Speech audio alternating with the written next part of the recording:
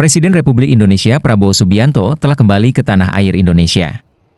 Prabowo tiba di tanah air usai menyelesaikan kunjungan kerja kenegaraan ke 6 negara di luar negeri.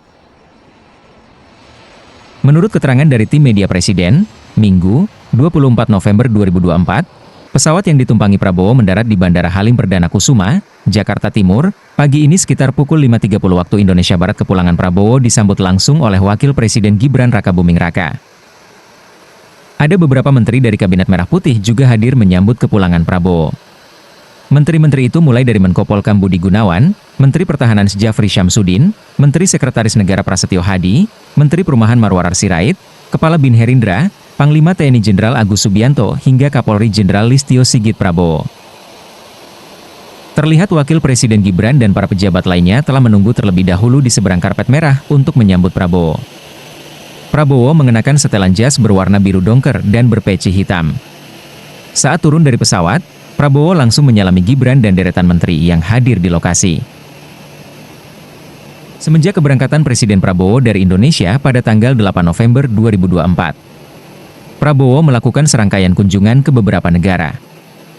Kunjungan Presiden Prabowo pertama ke negara Tiongkok. Di Tiongkok, Presiden Prabowo bertemu dengan Presiden Tiongkok Xi Jinping.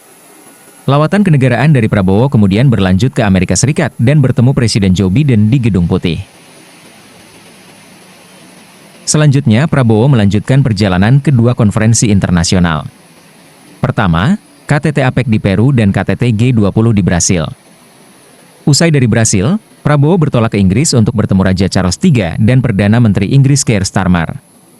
Setelah itu, ia berkunjung ke UEA bertemu Presiden MBZ. Prabowo mengatakan telah berhasil membawa banyak potensi investasi untuk dalam negeri serta kerjasama di berbagai sektor. Total Prabowo membawa, oleh-oleh, komitmen investasi senilai 18,57 dolar miliar atau sekitar 294,80 triliun rupiah dari lawatannya dalam 2 pekan terakhir. Saya pulang bawa komitmen total 18,5 miliar dolar. Jadi saya kira ini cukup bagus, sudah melebihi target. Ini menunjukkan kepercayaan global terhadap ekonomi Indonesia.